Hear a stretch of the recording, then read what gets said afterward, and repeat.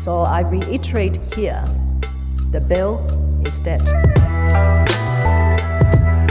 The story of this great city is about the years before this night. We are free! Hey everybody, welcome to Ho Ho Hong Kong with me, your co-host Vivek Mabubani, and the other guy, Mohammed Magdi. Yeah, happy Lunar New Year. If you have not celebrated, you should do it now. You're running out of time. Yeah. It's pretty much over, so Yeah. you're the late one. Are people even celebrating? I feel like the general mood is pretty down these days in Hong Kong, isn't Absolutely. I mean, like this year, you would see the number of emails you'd get, like, oh, you can do e-lic. Everyone's like, yeah, we're not even leaving the house. Oh yeah, I got that email from HSBC. I almost wanted to reply with something really bad. I know. I was like, why, man? Yeah. I mean, can we just do this like no LIC packet, LIC? Just go straight with the cash. Yeah, exactly. Yeah, I mean, like e-LIC doesn't really make sense. They just add a graphic overlay to a basic bank transfer. It's like, what was the point of that? It makes you feel better. Usually, I like go out with people for coffee or something, and then we split the payment sometimes, and then you have to send them on PayMe. Yeah. I always make sure that personal message is something ridiculous or something will get them in trouble. Yeah. So it's like you'll be with like a guy friend of mine. I'm like, for sex, here you go. Just in case he has to declare it for the taxes. Yeah. He has to explain it And now. it's permanent bank record. Exactly. Like, even the bank is like, sir, we've noticed that recently you've been transacting with this Middle Eastern person. I did that once with my landlady, and she did not appreciate it because I sent the rent with the FPS transfer, Really? Yeah. and I went for brothel rent. She's like, "What are you doing?" I'm like, "Oh, sorry." You're like, whoops, sorry. I paid the same amount to my actual brothel. Exactly. Right? I'm like, got confused there. Oh man! What did you end up doing over the Lunar New Year holidays? Not much, man. I think the happiest person or thing in my life that was during Chinese New Year was my dog. Yeah. Because I spent all the time at home. Yeah. She's like, I have you all for myself. Yeah. So we just went for a very long walk. So I used to live in Kowloon, so I took her over to Kowloon just for like old time's sake. And she was like literally run to places that she used to sniff around. Yeah, she knew. Yeah. So that was fun. But I know I sound like an old man and you're judging me like, what are you doing? That's okay. No, I totally get it. Nowadays, even for me, I'm just like, just let me be alone in my room. Yeah. I'm more than happy with that already. But then that's the thing. I mean, she must have been like going back to the Kowloon side and thinking like, finally, the smells I've been missing. The island exactly. does not have these. Yeah, she was so happy. But then, actually, she's also happy because there is no fireworks. Yeah. Because, dogs are scared of fireworks. Yeah. But I did go by myself to Kowloon, and I watched the Sound and Light show again because I used to live there, so I would see it almost every day when I walk on the harbor. Yeah. And I went and I thought on Chinese New Year there'd be something special. Nope. It's exactly the same boring old... they did add like a fountain by K11, like a dancing fountain. Okay. So that's kind of cool. I think that belongs to the mall, right? Yeah, I think I'm not sure. Oh yeah, there's a new Avenue It's like a of the floaty Stars. thing. Yeah. By the Avenue of the Stars, there is a floaty thing. Actually, I do recommend that. I don't know what time, but you can look it up. Yeah. But they have like different Musical fountain. Yeah, right? musical fountain. It's kind of cool. Yeah, that's cool. See water bounce around. Yeah. I mean, Well, you're the local one. What did you do? for Lunar New Year? Yeah. So day one, I have no memory of it. So probably I ended up finally... Did you get blasted drunk? No. I probably just stared at a wall. I was just like, I can finally see close stuff again. Yeah. Second day, I had my girlfriend's parents over here. So now there's become like a tradition where they come over to this house and have the traditional Chinese pun choy. That round dish with all the stuff in it. Yeah. But we found like a vegetarian version of it since cute. last year. So yeah, because like my mom... Who's vegetarian? You're my not. mom. Oh, your mom is. Yeah. So we just became a thing now. Yeah. So they were here all day. We just try and gives me an excuse to eat all the junk I've been eating already. Did you play mahjong? No, I can't play mahjong at all. Oh no? No, I'm terrible. Well, your girlfriend is also Chinese, yeah, right? But she doesn't play. We play video games. That's like the millennial. Did you play mahjong but on like the Windows version?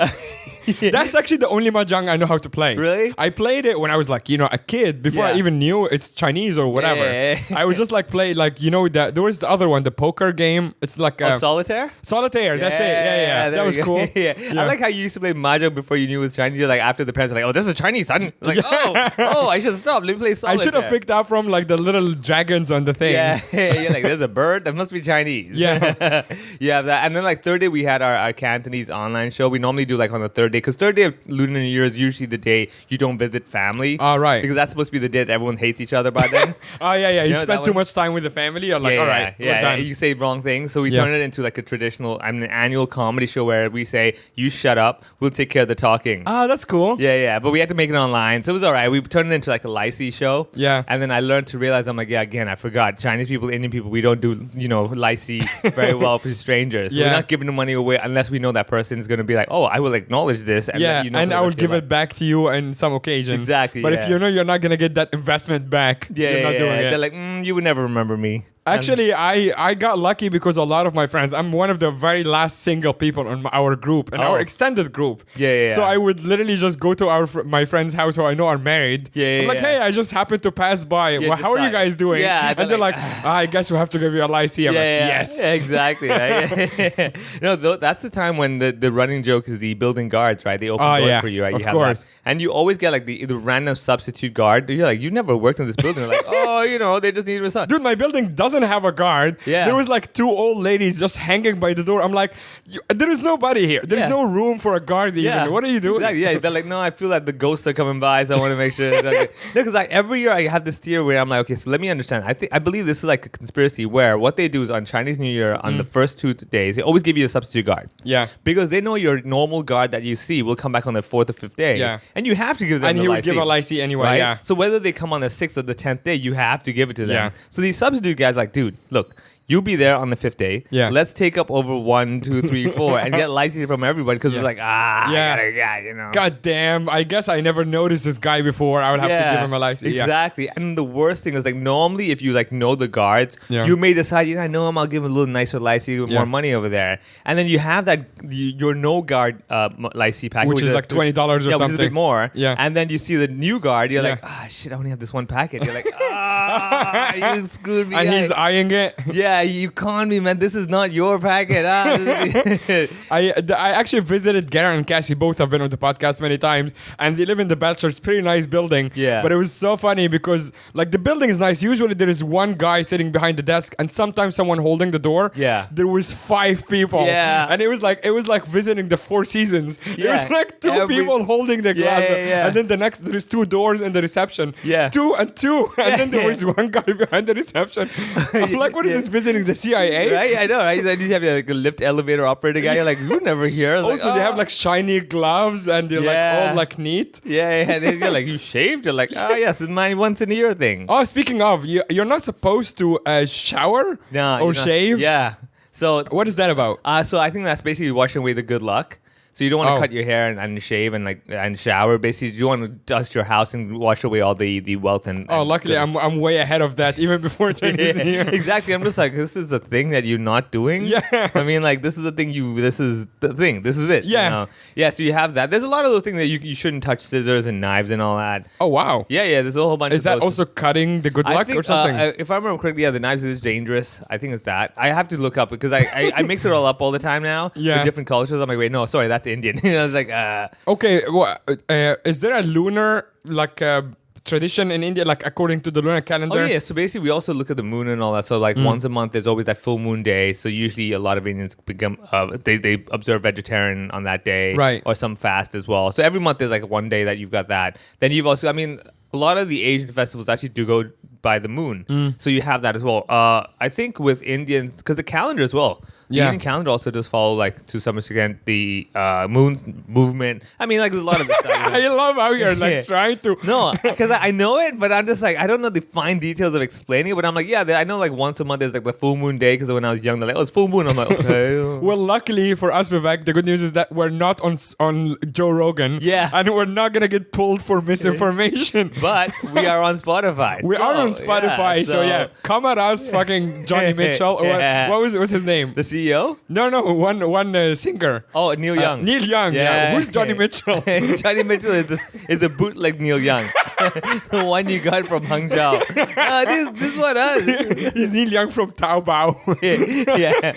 He's basically the little guy who snuck in the mic in the studio. He's like, this is just as good. Cancel him. What do you think of the whole Joe Rogan fiasco? Okay, so basically, this is a thing I've always Look had. at us two little guys in the living room, like talking about the biggest podcast on the planet. Exactly. Yeah. Okay, so this comes back to like even the Chappelle thing of like, you know, they said certain things people don't like. Yeah. Now misinformation, of course, is another level. However, the problem is this. Okay, so now, as I said when I was growing up, what you thought was healthy when you're young, you get told is not healthy. Like for example, butter, margarine, right? When you were young, like butter's not good. Have margarine. 2 years later, margarine's will cause cancer. Have butter. Right. Like, I'm like, wait, what's real? What's wrong? Yeah. So I've come to the point in my life where I'm like, you know what? If it's real now, it's real now. It's not real now. It's not real now. I don't care anymore. Yeah. I just like if I believe it, I believe it. That's all I'm going to care. So that's my view. Of course, I'm not encouraging people like, you know, trust me, I know what I'm talking about. You know, I always say if you are going to judge every piece of information based on one person talking, then you are not doing enough homework. To finally come to this thing. So therefore, for me, I don't really have a problem with it. Because I'm like, dude, you say what you want to say. I mean, I'll hear what I want to hear. And then I'll do my research to verify everything. That's basically all I can say. Yeah. Yeah. What about you? I think I try to judge based on intentions, right? Yeah. And what I see is a guy who is intending to learn and intending to always ask questions, and I can relate to him on obviously very different levels as a no celebrity, not no big name at all. But I am the same.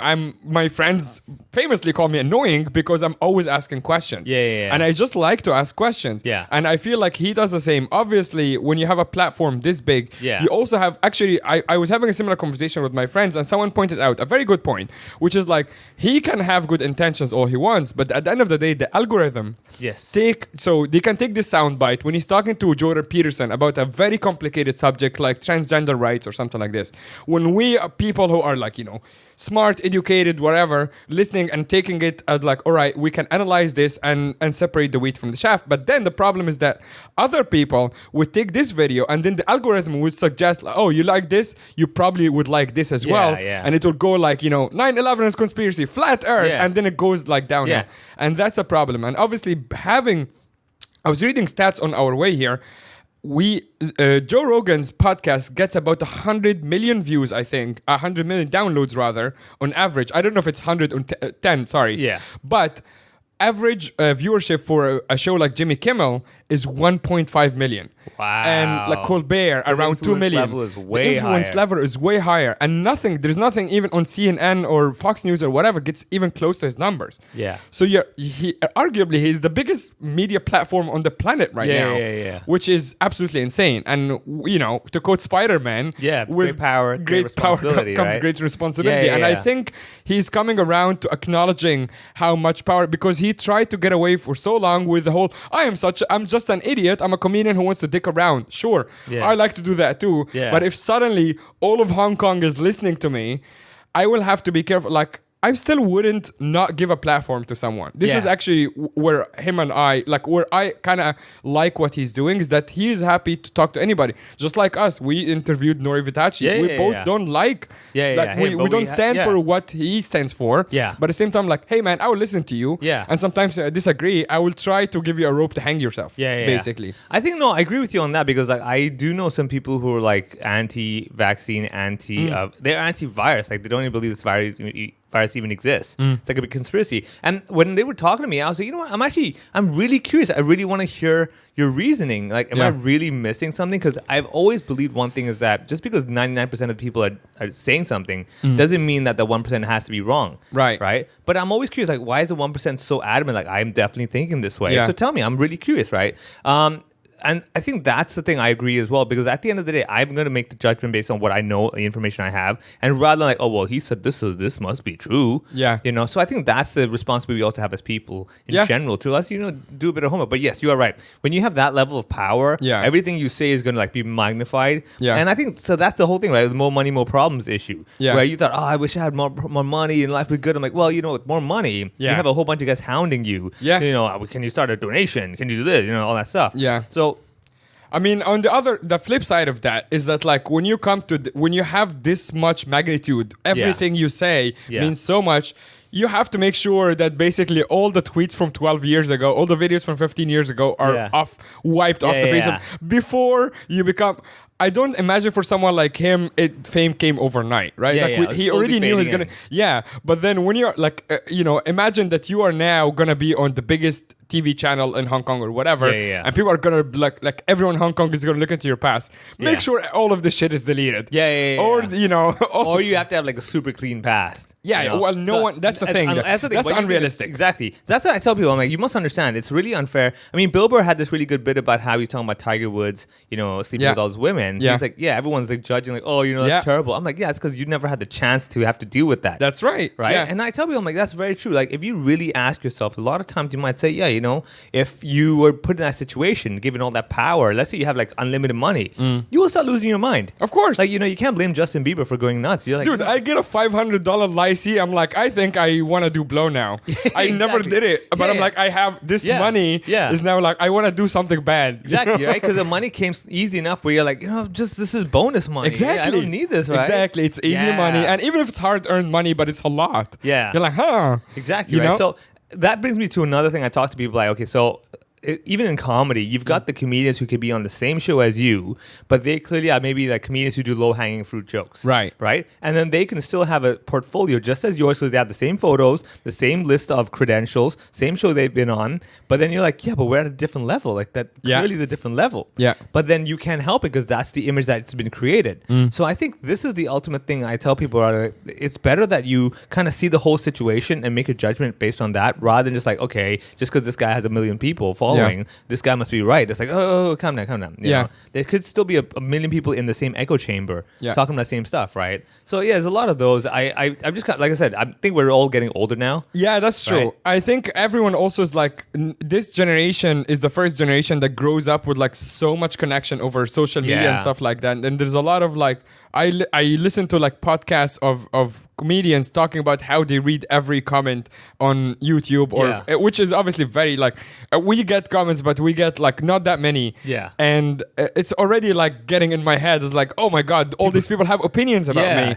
But then it can be pretty judgmental, but that's because you're not in the same spot. Yeah. Like you can't just judge people based on something that they said or whatever 15 years ago, because Yeah. guess what, if we go on your history, the problem is that no one gives a shit about you. And no one cares about what you said. But if we all do that, then everyone is going to get canceled, everyone is going to stay at home, and nothing's going to happen. And the best way to do that, if you want to like create a good history for yourself, so should they one day you get famous, Right. What you can do is you can help small podcasts like us by subscribing to the Patreon. Oh yeah. Yeah, you could do that. That is actually very true. And speaking of, we have been getting a lot of support over Patreon. You guys are absolutely amazing. We have, since last week, we have Berlin Luke as a new Patreon just joined this week, and Zoe Branagan.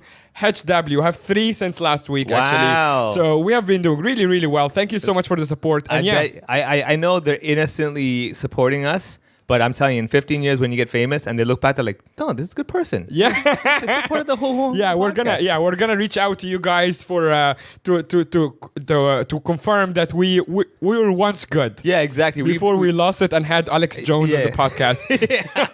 I mean, we've had it on the Patreon list over there with your name. We've also said it on the podcast as well. Yeah. So should people dig into your details 15 years later? Actually, how about this? I have an idea. We're gonna make an open invitation now to people who I don't think we would mesh well with, but let's have them on. I will reach out to Genius Ho. All right, I'm gonna reach out to Carrie Lam. All right, 2 people. Yeah, okay, we got that. You're both welcome to come on the podcast, Yeah. just to show how open-minded we are. Exactly. And Genius Ho, you guys, if anyone listening out there knows his contact or whatever, Yeah. put us in touch. Just say this podcast wants. Oddly enough, he actually has a website with an email, which he could send an email to.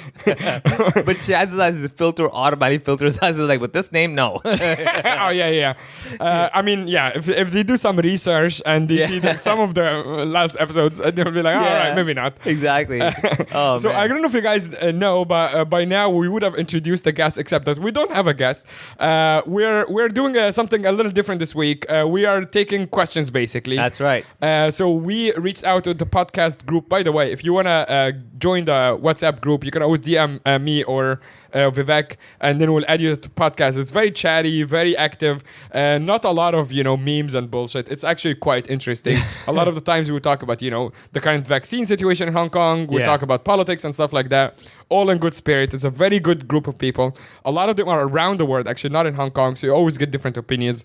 Andy, obviously, is in Australia. He's pretty active on the group as well. So we asked the group. We also asked on social media. So let's get to some questions.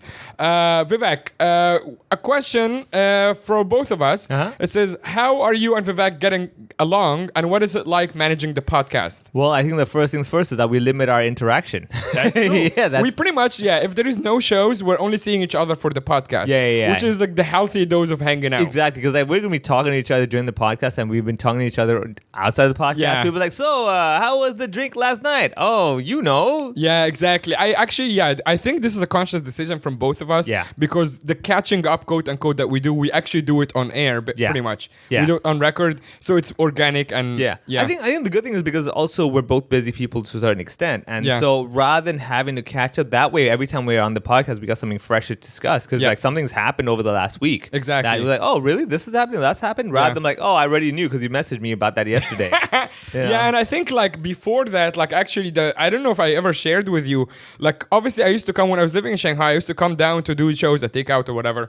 And I always known about you because you're obviously one of the most senior guys in the scene. And I remember, like, I think we just like met a couple of times at shows, and it was just pleasantries. We didn't really talk much. But I remember one time when I was big enough for Jamie to let me pick my own openers. I booked you. I asked him to book you. Nice. And I think that was kind of towards the end of your relationship with him. So you're still getting booked, but I don't think you guys... Maybe, we were probably ending the whatever management. So he reluctantly agreed because I don't think he wanted me to know that he's a guy who like, pushes people away or whatever. And I think since then, like I booked you not thinking that you will agree because you're such a big name here. You're like, we'll give it and I was just like, exactly. I was just like overshooting. I'm like, I would get this guy, but of course I want Vivek. And you agreed. And you just came and did the set before my... I mean, like, especially even now, a lot of comedians contact me. Oh, I'm doing my show. I'd love for you to come down. I would very rarely be like, I'm too big for this. Unless I don't know who you are. And I'm like, who are you again? Like, I've never seen you at open mics or anything. So I don't know what show you're doing. But honestly, that was such a big deal for me. I'm like, this guy who actually, in a way, I looked up to you because thank you. when I would come to do open mics or whatever, it's like, Vivek is here. I'm like, yay!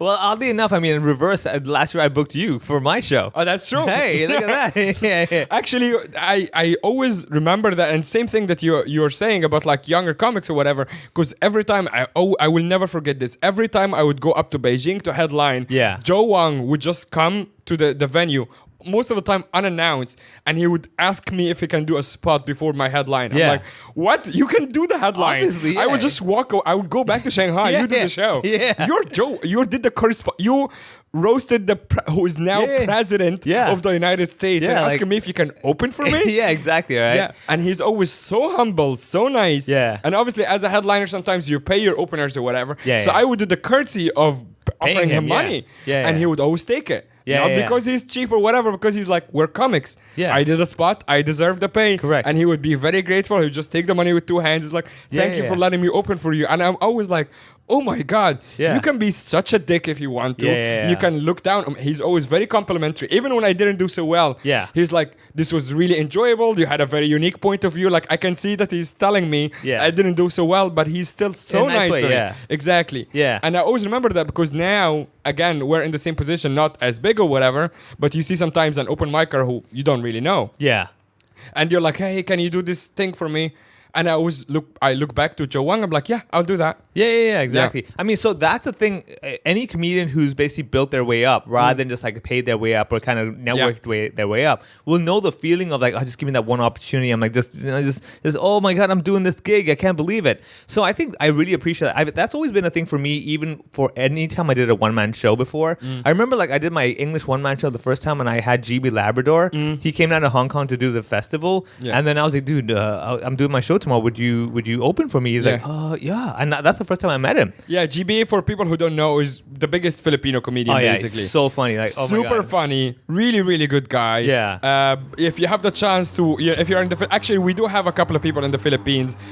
Go find GB Labrador, look him up, and go find him on the show. You will not regret it. So I think like between you and myself, the getting along is not really a problem because I think the way we work is easy because this is the thing. for me to work with someone on a long-term basis, they have to be highly reliable. Yeah. As in, like, if we say this is gonna get done, this will get done. And the only time you don't get it done is because like it's a genuine mistake or like genuine oversight. Yeah. But it's like, okay, we're doing this is done. Yeah. Like, there's no more like, oh, hey. A lot of times we don't even talk about. So actually, let's give people a little bit of an insight on how we manage the podcast. Yeah. So basically, have very separate responsibilities. Yeah. Why don't you start with yours? What do you do for the podcast? So I'm the guy that basically can mute people if I don't like him when they're saying stuff. So I handle the mixer, like the live mixing if there's anything going on, if anyone's too loud or too soft. Then also afterwards, I do the technical work of editing the podcast a bit. And I use the word editing very loosely. Because the editing it's adding the intro and the outro, basically. Yeah, and cutting the little opening click sound from the start record button. Yeah. So I have that. And every now and then we get like some episodes where they want to edit some stuff out. So I take care of that. And then I put it together, I export it, and I upload it, and then I send it over to Mo. And he takes care of the uploading from there. Yeah, so basically what I do is that most of the time I book the guests as well. Unless you have someone obviously you won't like to have on or whatever, and we have a conversation. But usually I would reach out to the guest, book them, and then we record, which is your part. You do the technical part here in your own house as well. Correct. And then after that, as you said, you edit it, you send it to me, and then I upload it to the servers. And then I cut the 1 minute clip and put a transcript on it, and then share it to our podcast group or whatever, and put it on socials. Yeah. And that's about it. So it's very separate responsibilities. And every now and then when I do remember, I share it on my socials as well. I'm like terrible That's at right, that, man. yeah. Dude, every single time I'm like, okay, dude, you gotta start doing this, man. Yeah. This has been my resolution for I don't know how long. I'm like, okay, get more into social media, man. Yeah. You gotta start, sharing. Yeah, you have stuff. decent following as well. I do have a good following. It's just that the thing for me, okay, so I have this perfectionism issue. Same. Where I'm like, I'm not gonna just randomly, hey guys, I'm over here. I'm like, I wanna let me fine tune the photo, the angle's not so good. I just can't live with it. I have a lot of good stand-up videos, but they're good for like most people's standards and not mine. Yeah. And that really sucks because it's like I'm almost in my own way. Yeah. Like I have to make even like I have clips that are like filmed well or whatever, but the angle is not right. Yeah, you're like, and I don't have the technical abilities to fix it. I'm like, well, I'm never gonna put it online then. It's so annoying. I think, in a way, people have talked to me. They're like, oh yeah, just put it up. People don't really care. I'm like, you know what? I think there's a certain line that you have to draw. Okay, so this is what I tell people as well. You have to also be proud of something you put up. Yeah. And like if I'm going to put it on my socials, I should be looking at going like, that's something I want to say I put up. Not that, I did a show letting you know. Because again, that also will build you a following of people that appreciate this level of quality. Yeah. So you can have the volume game where you have a whole bunch of people that just like you because you're doing a whole bunch of stuff. Yeah. And then you have the people who appreciate the finer things that you do. I feel like that's an excuse, though, to be honest, for both of us. I'm speaking for both of us. Like, I think this is an excuse kind of for our laziness or our procrastination. In a way. You're like, oh, we don't upload. Because the truth is, when you look at someone like, bigger examples like Mark Norman, he puts up content almost every day. Yeah. And not, obviously, he's a killer comedian, but not all the videos are like great quality. Yeah. Like, I saw a clip of him the other day, killing, but it was from like, the camera was really far away and the club was very echoey. So to our standards, like no. I would never put that up. Yeah. But he's putting it up and he's getting, more and more following because people, going back to your point, the reliability. Yeah. People know that he's like, if I tune into his page, I'm going to see something new. Stuff. Yeah. If they tune to my page, you'll see a clip from last year. Yeah, They're like, well, this guy maybe is not doing stand-up anymore or something. Yeah. Could be. So that's self-criticism for both of us, really. Yeah. Okay, so to answer the question, we don't get along all the time. Exactly. we were fine 5 minutes ago when you asked the question. Now you made us dig deep. And we're I do have, and I think you know that. Sometimes, like, if I talk to you or even a guest or, a friend, I usually do this thing when I just, like, take the other side, even if I don't really mean it, but because I get so bored quickly in conversations that I'm so panicked about the conversation dying out. We have to have some sort of like conflict. Exactly. But it doesn't ever have to be a fight. It's I think that's perfectly, it's very valid because the truth is there's so many ways to look at the same thing. Like I said, the whole video thing, people tell me, oh, you should post one video a day, just some quick comment about the day. And I'm like, okay, this is the thing for me is that I don't like to just make quick witty comments. I like to have a little think through it and make a comment. They're like, but that is the hot thing that's going on. I'm like, I don't really care about the hot thing. I could easily like make a meme about like Mirror and everything. I'm like, there's people who do that and I appreciate it. And I'm like, that's just not my brand. That's not my style. I'm not the guy that, this is hit. You do it while it's hot off the press. Yeah, it's also a lot of pressure because once you do that and then there is something that you just don't want to talk about or, whatever, people are going to expect you to. Yeah. And, nothing, like if, two ferries crashed, for example. Yeah. Nothing bad happened, but Yeah. everyone was making jokes about it. Exactly. Like, what is your take? You're like, I don't want to make jokes about it. Yeah, you know? exactly. Yeah, I'm on holiday. I'm Yeah, tired. yeah, I could exactly. do that. Yeah, so that you is have that. Yeah. Okay. Next question from Peter Balog. What would make you guys pack your suitcases? Ooh, okay. So I have a thought about this, and one way is that when they ask us for our comedy scripts for censorship, I'm like, all right, okay, that's too far, man. So that may not mean I immediately pack up my suitcase, but it will definitely mean that like, my comedy is definitely gonna get a hit. Yeah. Where I'm like, yeah, I'm not writing a script for you to then censor and be like, you can say that, you can't say this. Yeah. Yeah. So that's. I mean, I when I looked at this question, I thought that might be more complicated for you because you're local. You're born here. Yeah, you've yeah. lived all your life here. Yeah. So would that be a tough decision? It would. Right? But then this issue has been on my mind already, like for the last few years. That you can see. Do you care to share? Like, what's your plan B? So plan B is I will go to the UK. Okay. Like, my sister's over there now. All right. So And do you have a BNO as well? I have a BN. Oh, okay. Yeah, so technically I just go there. Right. Technically. But Just then, not to, I feel kind of bad ruining the joke, but I like it so much that I would share it anyway. Andrew Chu is a great comedian, has this bit about BNO, and he goes, it's so simple and so great. He goes, BNO, people think it's for British National Overseas, and it says British. No. yeah, exactly. Yeah. I obviously butcher it as well. Yeah, but still. this punchline is so good because it's like, it's kind of true. Yeah. It's like we're saying you're British, but you're not. Yeah. You're not. Yeah. It's like, okay, fine. You should see him live when shows come back in 2047. Yeah, exactly. Yeah, exactly.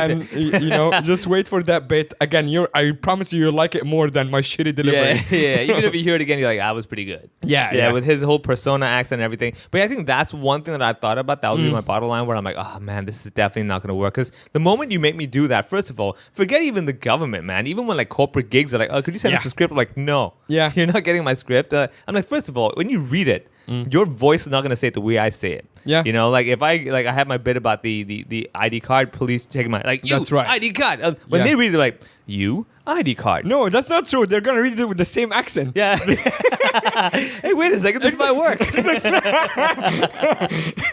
Hey, hold on. I've been missing. You're right. This is an excuse. I would love to be fly on the wall when they're reading those scripts, by the way. Oh, man. Like, imagine like they're Doing reading. a table reading. Yeah, the well, table reading. corporate thing with like the manager go like, okay, I'll be this one, Yeah. you be that one. They're like, okay, the manager's like, okay, you ID card, and then you and the other guy's like, the other. Yeah.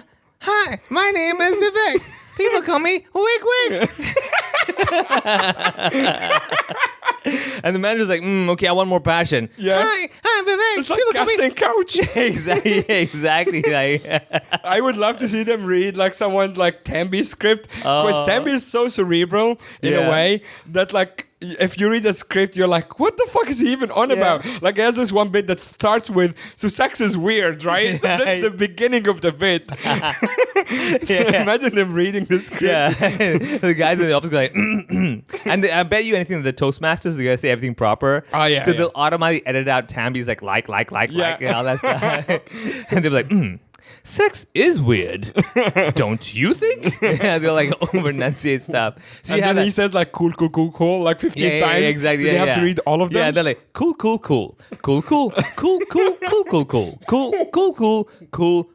Comma, cool. Amazing. Yeah, what about you? What would you guys be packing? Obviously, for me, it's a bit different because I've already moved places a few times, moved countries, whatever. I agree with you. I did go through that in mainland China, Yeah. obviously, but it wasn't for the club. Like when it was reaching this level for the comedy club, it was Yeah. already shut down. Yeah. But we did go through the script submitting when I was opening for the big acts, the theater acts. Oh, that's different. I mean, that's like cruise ships as well. They need to know what you're. Yeah. They need your video to be like, okay, we need to see what the show is. Yeah. Yeah. So I was opening for Jim Gaffigan, Gad Elmaleh, all of these guys. You have to submit a script and you have to the best of your abilities, stick to the script. Otherwise, you'll get in trouble. Yeah. And while I would do that for a bigger opportunity, Yeah. because at the end of the day, we all still have to make some compromises somewhere. Yeah.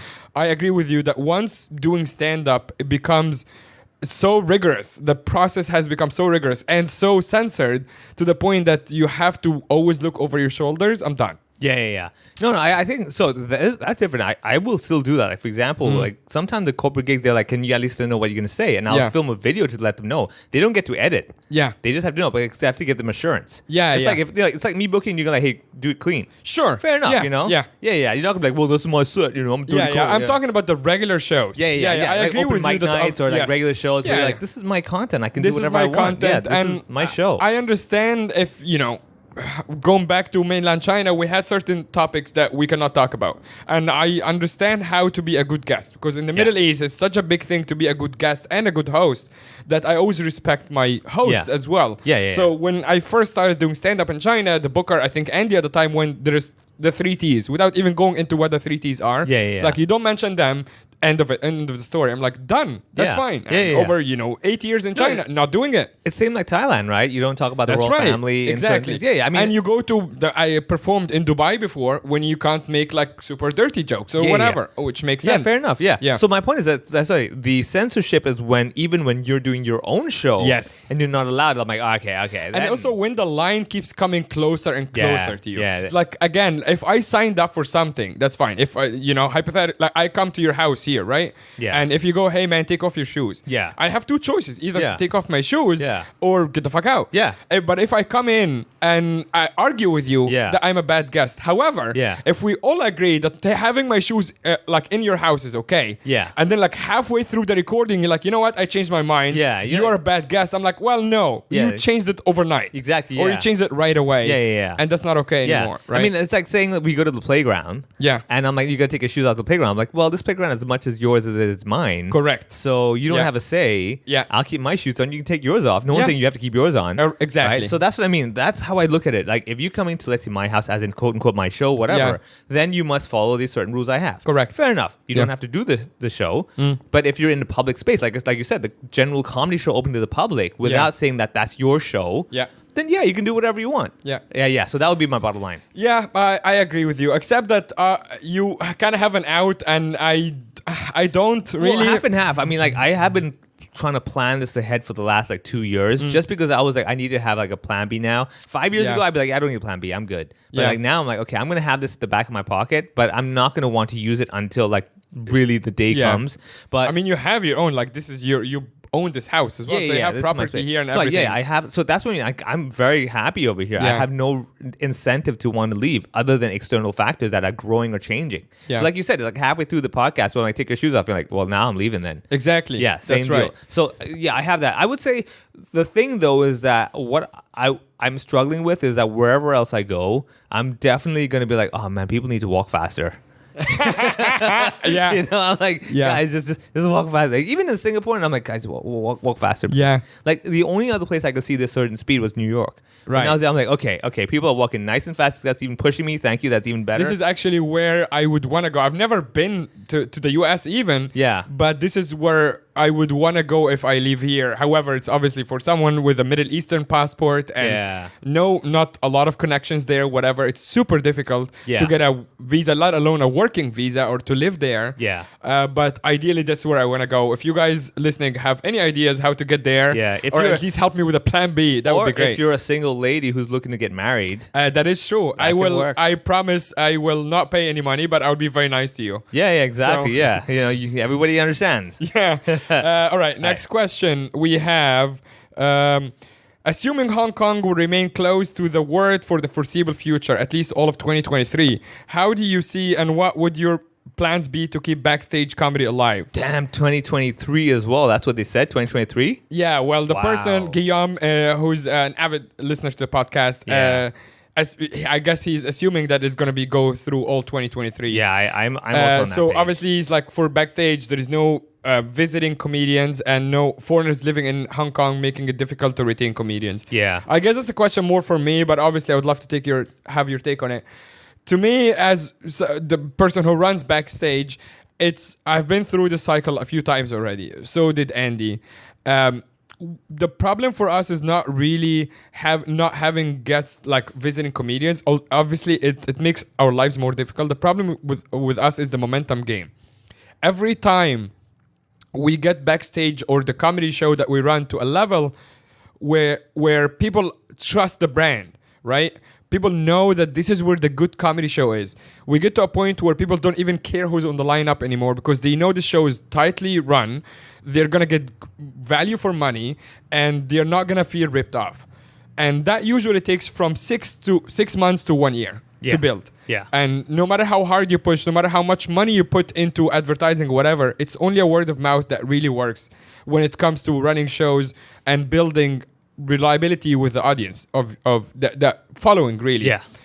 My problem is that the momentum, every time there is a lockdown and the shows don't run, that momentum obviously hits a wall. Yeah. And then people, it's not necessarily that people forget, it's just like, it's momentum. It has to be, what's the word? It's got to keep regular. consistency. Consistency, exactly. That's the word. It has to be consistent. And when that consistency goes away, and then even the same people come back, people just get busy. Yeah. And people are like, all right, well, I fill my Saturdays now with like, board game nights or whatever. And you have to be like, oh, remember the good show that you did? Yeah. Like, so to me, like, I feel pretty burned out, to be honest, because even just through my time in Hong Kong, 2019 to now, this happened maybe 4 or 5 times already. Yeah. And that's a lot for someone to like go back up again.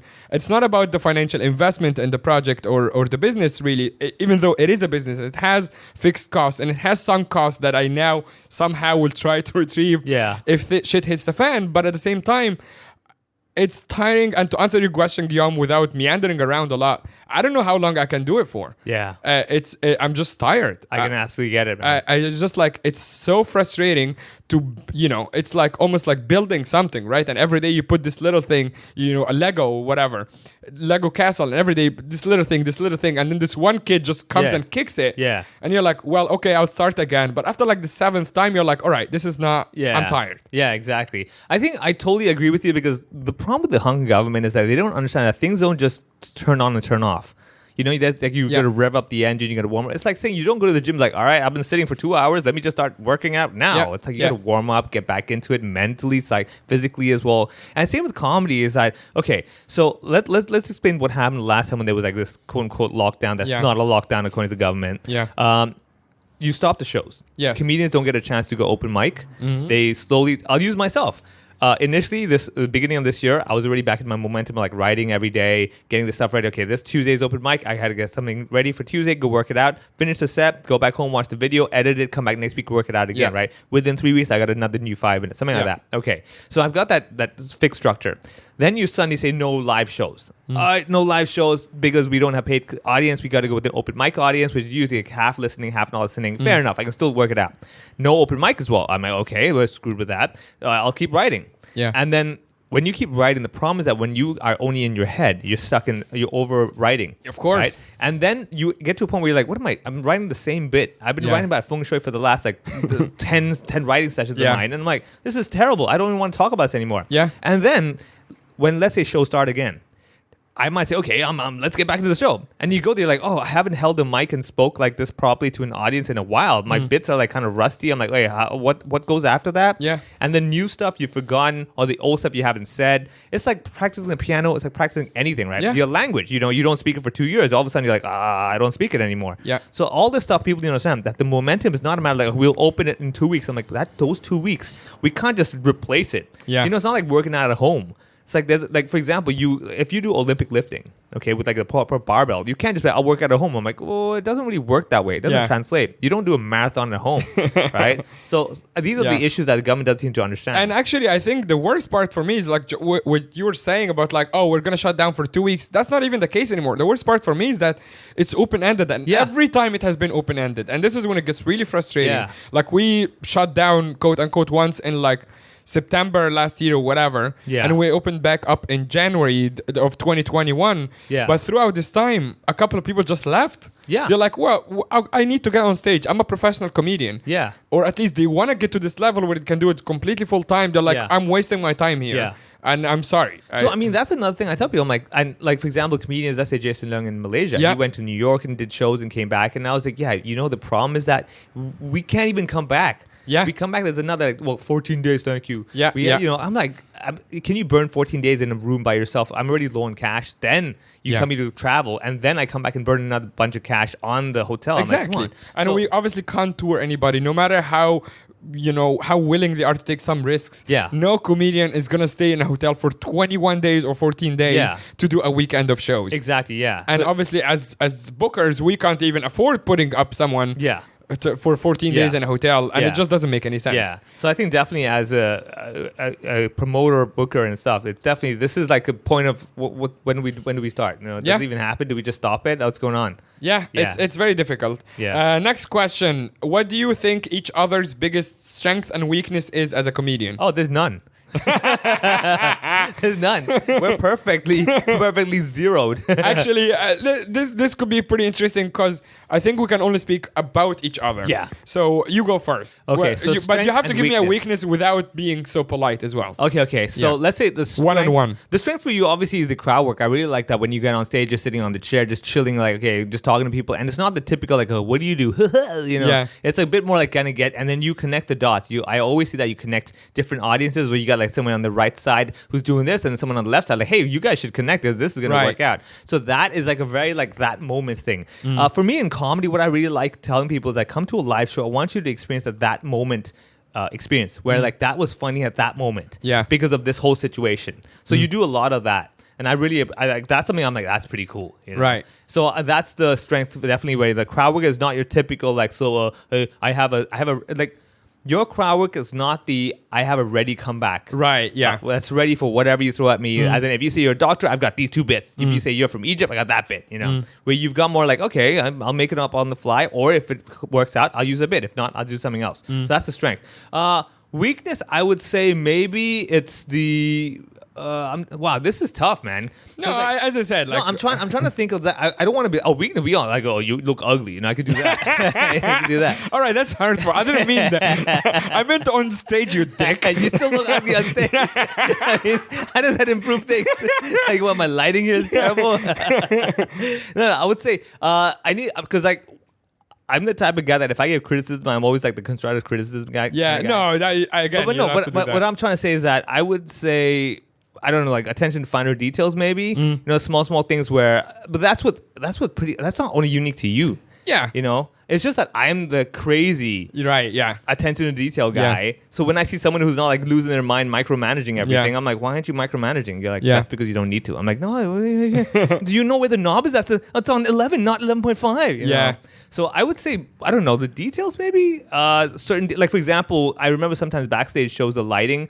Some nights it'd be like a little purplish. Some nights it'd be like yellowish. Like that, I would lose my mind. Right. I was like, I need a consistent. I need to know exactly what temperature it is. So those I would say. Would be the weakness I would say, because again I think that's fair. Yeah, I do overlook sometimes, obviously, not to make excuses, like I run the whole thing. Yeah, there's a lot of stuff. I am responsible for it, but at the same time it is a lot of stuff. Yeah. But that does not alleviate me from responsibility. I do take ownership for the small things, and I've had people walk up to me is like, hey, the speaker is not right or whatever. Yeah. I'm like, in my head, I'm like, I should have paid attention to that. Yeah. I mean, look, honestly, I think that's for the type of people that pay attention to these things. Like for me, I'm the type of guy that, because I know about lighting, temperature, and everything, and I'm like, I don't want purple, I want warm yellow. Right. So I will care about that. Whereas other guys, like, I see your face, that's good enough. I'm very happy with that. So it's like kind of saying, I want latte art on my coffee that looks like a flower that's Bohemia. Yeah. But you're like, dude, it's a sunflower. What the hell do you care? Just drink your damn coffee.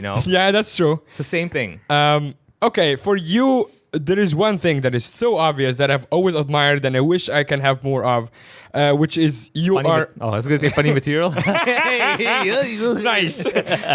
No, you are the most reliable comedian I know in Hong Kong. Okay. Or actually almost all of the Asia scene. It's like, I know that every time I'm seeing Vivek on stage, he is not necessarily going to absolutely smash it, but he's going to be one of the best guys on the lineup. And to me, that is crazy. The level of consistency that you have when you go on stage is like, as a booker and as another comedian. First of all, if I'm following you, most of the time I hate it because you're doing so well that I'm like, fuck, I wanted to do new stuff. Yeah, better.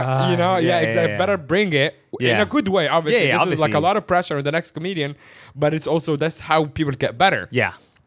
So that I've always admired. Yeah. The weakness, which I'll tell you straight up, I'll go for it, is man. I think people, you don't realize how famous you are in terms of like following in Hong Kong. And I'm not even saying that like in a funny way, because I do a lot of shows with you, and 2 out of 5 shows, I would have people coming up to me and asking me to introduce you to them. Oh God! And they're like, can you help me? Because you do podcasts together, you're on the same show. Can you help me talk to Vivek? I'm like, he is so approachable. It's crazy. He is also kind of sad. You just talk to him, you'll be very happy to talk to you. Yeah, go for it, man. He's not gonna be like, I'm sorry, do I know you? Yeah. People are so like, because obviously your face is like on TV and on the back of buses and stuff like that. I'm now in the bus, dude. Are you? Yeah, dude. Damn. If you take a KMB bus now, I've made it. Like I finally have. I've got videos on KMB's inside screens. Whoa. Yeah, Okay. So people maybe go. they are right to be a little intimidated. Yeah, fair enough. But anyway, at the same time, I always like. I don't know if you can do something. Maybe you know talk to your PR guy about like making you look more approachable. Yeah, because you're still like the guy from the TV. Fair enough. I mean, I think that is. It's kind of like when I first saw Bill Burr in Hong Kong. And Right. I'm like, oh my God.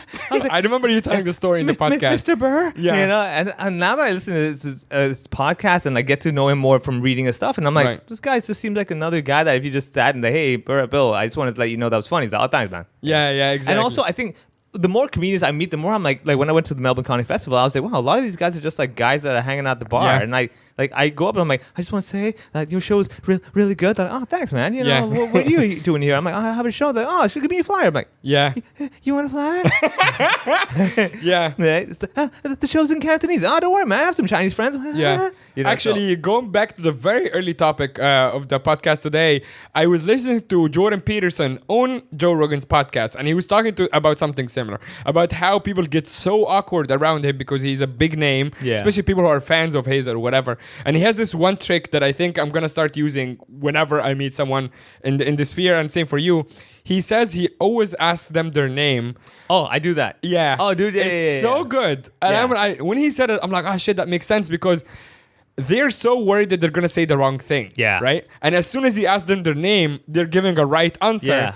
And then in their head, it immediately boosts their confidence about how like, oh, I can answer this guy with my name. And then now we have a report. You have something to talk about. Yeah.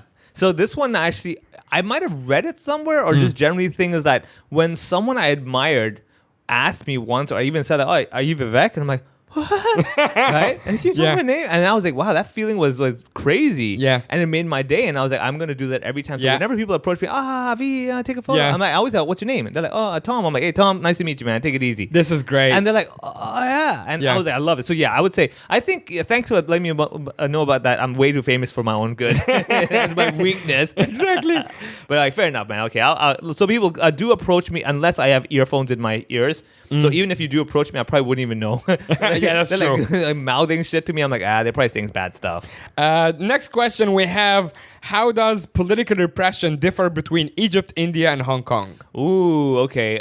So actually, I respond to this person saying Vivek never lived in India. Yeah. But at the same time, you're aware of. I would be aware. I Yeah. mean, it's obviously very different. The amount of knowledge I have about Indian politics is very minimum because, again, I'm living here my whole life, so I wouldn't know too much. In Hong Kong, as we heard from the Sam Beckett episode, there's a lot of stuff where you're like, what? Yeah. And I highly recommend, if you haven't heard it yet, guys, please go listen to that episode. Like, that's the one episode where anybody who talks to me, I'm like, I don't even want to talk to you. Yeah. Just go listen to the episode. Yeah, if you wanna know. If you're still talking, be like, oh, but you know, Hong Kong is so much free. I'm like, just go listen to that episode, right? So I would say it's hard to compare, man. I mean, as you said in your comedy as well, that the Hong Kong politics or protests and everything is very different comparatively. But I think it's also the type of people. You know, like in Hong Kong, we have a certain mentality. Like, you know why the COVID thing annoys us? Because the politicians don't seem to get the Hong Kong spirit.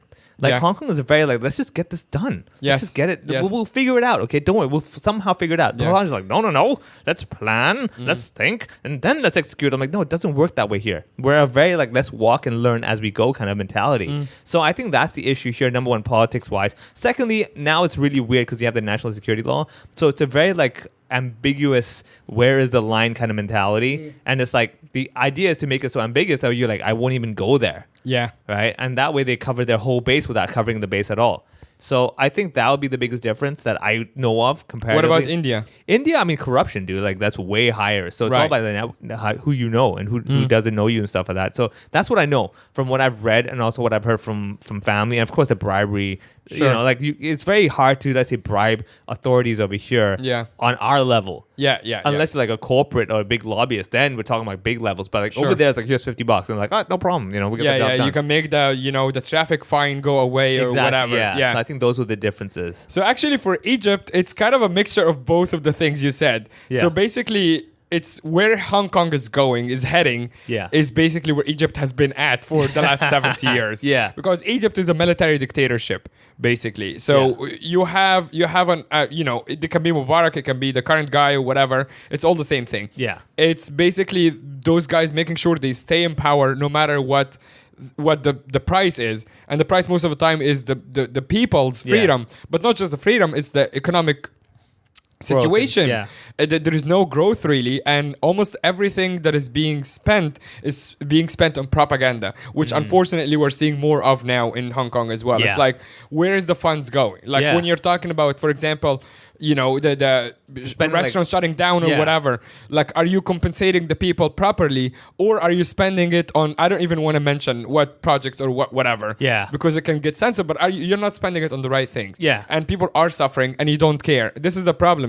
The Hong Kong that I knew, that I heard of before moving here, has been government cares about what if people are suffering or people are happy, because it's one of the richest cities in the world. This is why I always tell people, like, when you read a book and learn, you need to understand what they mean. Like when they say like you should learn to build a bridge with your citizens, they don't mean actually literally build a bridge. You know, like that's what the guy's like. We built a big bridge to Macau. I was like, no, that wasn't the point. It's actually funny you're mentioning that, because that is literally one of the biggest issues that we have had in Egypt, that the government building so many bridges, in like physical bridges, in the capital and around it, to the point that it's not just like it's very unnecessary and wasting money, but also it looks fucking ugly. Because Cairo is one of the most beautiful ancient cities in the world, and they're taking out, like, they're moving people out of the really beautiful ancient houses, and they're just building bridges for no reason almost. So it's almost like all the dictators just follow the one book. And it's just like, they just read word for word, like build bridge, done. Exactly. It's not a to-do list, dude. And then obviously the other side that I think is common between India and Egypt is that India in particular, because I don't know much about its politics, but it's supposed to be a secular country, right? It's supposed to be like freedom of religion and everything, but it's only the majority that really, right? So in India, it's obviously the Hindu government, and I was literally reading yesterday about how in one of the states they're having problems now because the little girls who have headscarves cannot go into the hijab and everything and the school, and they're like suing the government and all of these things. It's exactly the same thing in Egypt. With the majority, it's exactly opposite, except that the minority is not Hindu, it's Christians. It's not, we don't have Jewish people anymore, but it's Christians. It can be atheists, but the vast majority is Muslim. And then when you have the other side that you don't agree with, but you have all the power, you use it. And that's really shitty, whether it's from in India or Egypt or anywhere.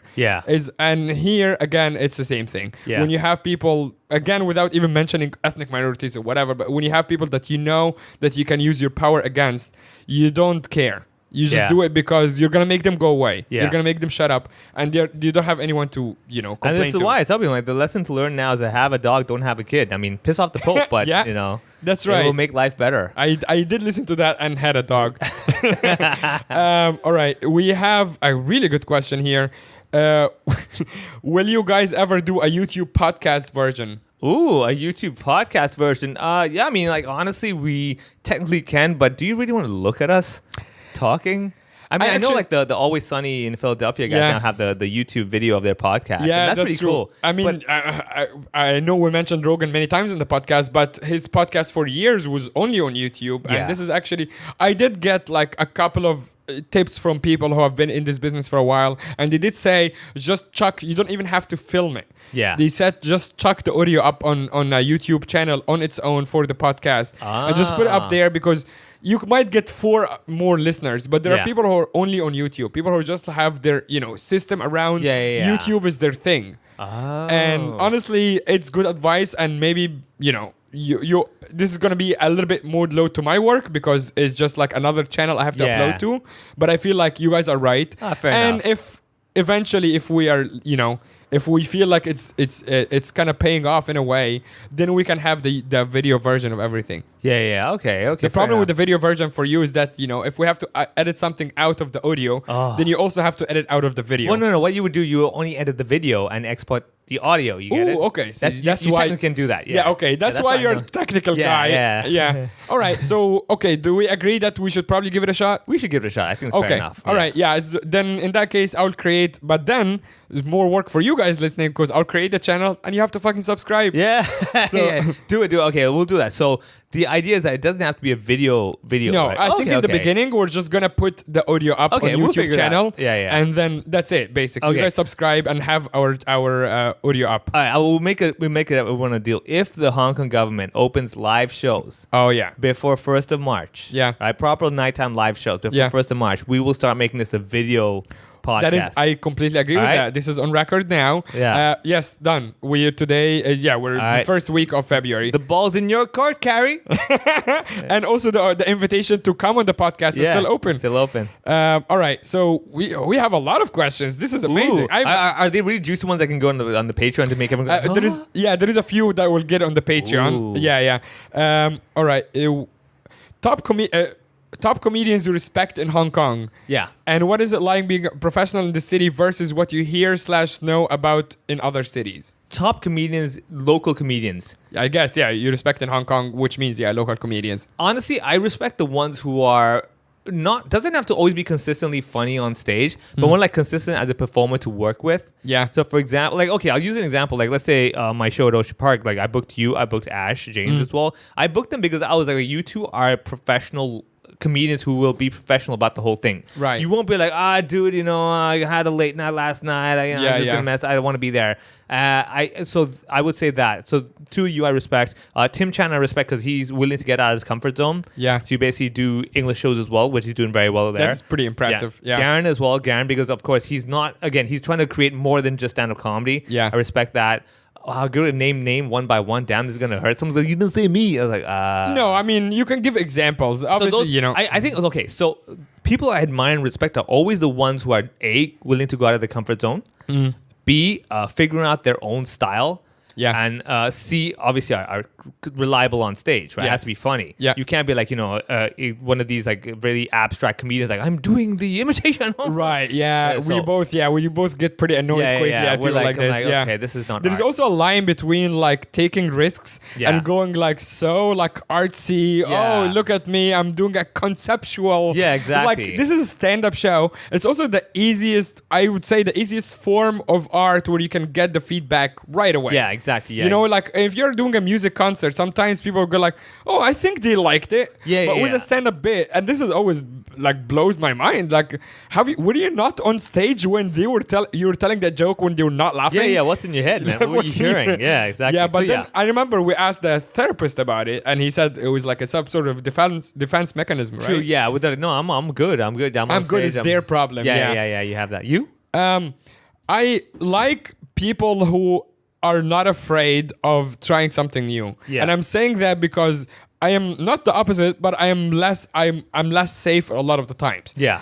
And I watch people like Tambi. Tambi is the comedian's comedian, right? Yeah. Tambi is not necessarily someone who goes up and murders every time, but he's someone who sticks to his guns, which is something I really respect. Yeah.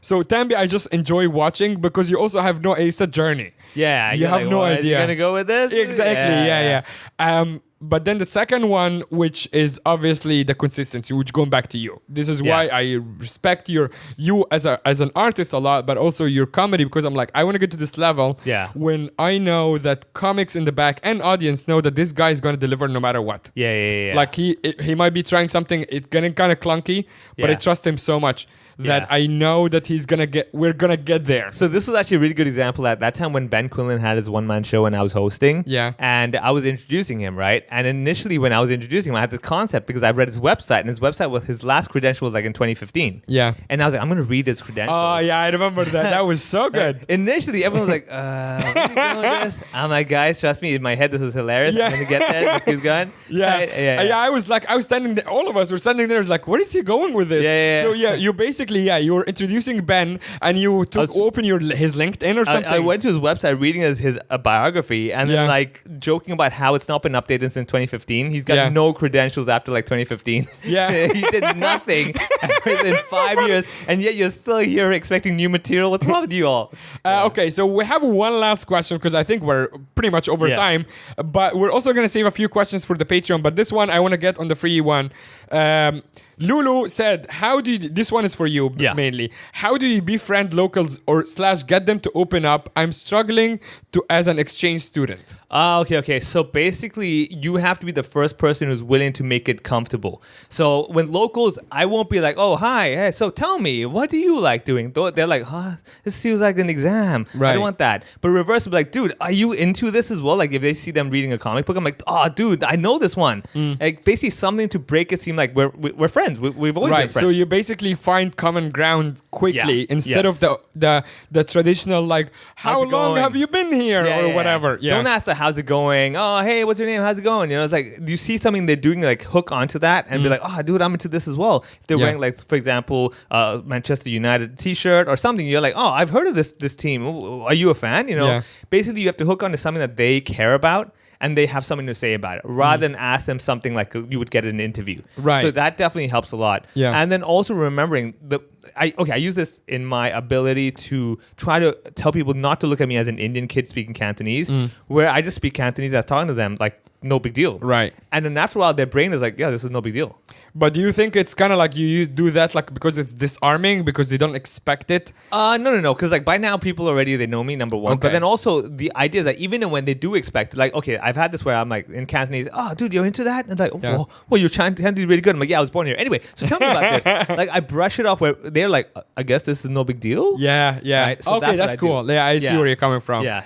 All right. Well, as I said, like we're running over. I'm having so much fun with this. This is good. If you guys are listening, if you guys are enjoying this and you want us to do more of these, we're happy to do them. Once a month or whatever. But just let us know because I'm very happy with this. Let us know if you want us to do more Q&A. Just two of us catching up. You want to give like the free listeners a preview of what potential question we might have to make. Oh, you want to know the answer? Yes. So actually, there's a couple of questions that we'll do on the Patreon. One of them, I really like this one. What would Carrie do now that there is a dog, a cat, 8 people COVID positive on Changchao? We have another one that is pretty good. Which one of you has a better fashion sense and why do you think that? Wow. So these are pretty heavy questions that we'll get on the Patreon. So if you guys haven't joined the Patreon, we've been getting a lot of support. We're very consistent as well on putting bonus episodes there. Every single Thursday, there's a bonus episode. Sometimes we put a video version. Sometimes we put something extra. So it's $5 a month. Patreon.com/HoHoPod. We also have Buy Me a Coffee /Chai Latte because I'm racist. Buy Me a Coffee /HoHoPod. Buy us a coffee and we will give you a shout out. And thank you for all the support. Thank you for listening. We love you guys. Have a great one. See ya.